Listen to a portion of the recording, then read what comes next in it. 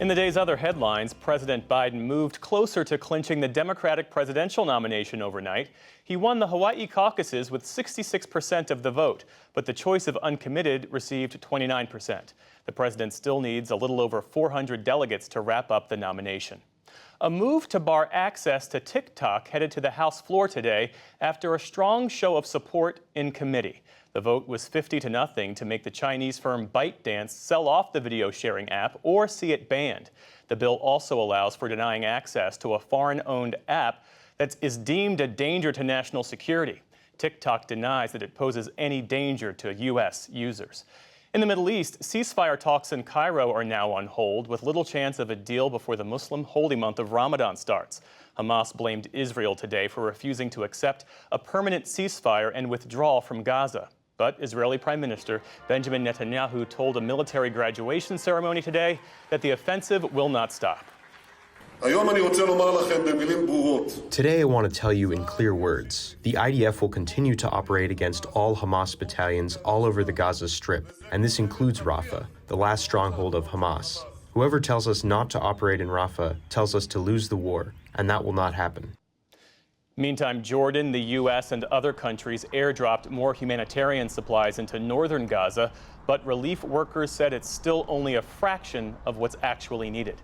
Sweden officially became the 32nd member of NATO today. The Swedes and Finland moved to join the alliance after Russia invaded Ukraine.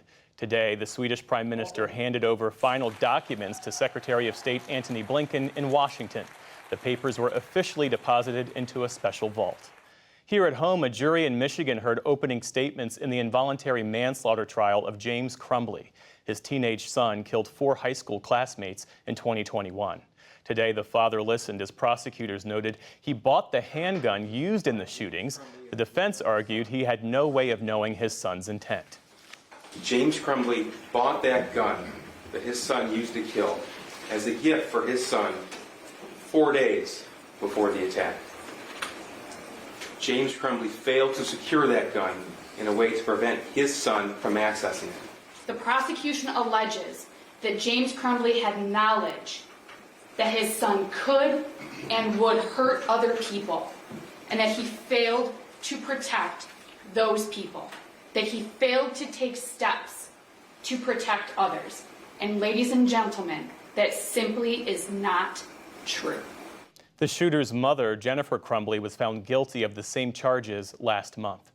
Xcel Energy acknowledged today that its equipment apparently ignited a giant wildfire in the Texas Panhandle. But the utility also disputed any claim of negligence. Authorities are still investigating the cause of the blaze that's become the largest in state history. It burned nearly 1,700 square miles and hundreds of buildings, but is now nearly half contained. And on Wall Street, stocks rallied as Federal Reserve Chair Jerome Powell said the central bank is not far from cutting interest rates. The Dow Jones Industrial Average gained 130 points to close at 38,791. The Nasdaq rose 241 points. The S&P 500 added 52.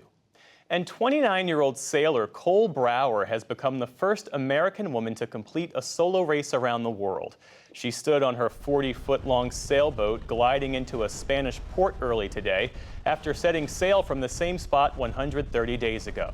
Once on land, the champagne flowed as she celebrated. Congratulations to her. Still to come on the NewsHour, the Biden administration's efforts to restore America's global influence after Trump left office, and the challenges that tribal communities face accessing the internet. This is the PBS NewsHour from WETA Studios in Washington and in the West from the Walter Cronkite School of Journalism at Arizona State University.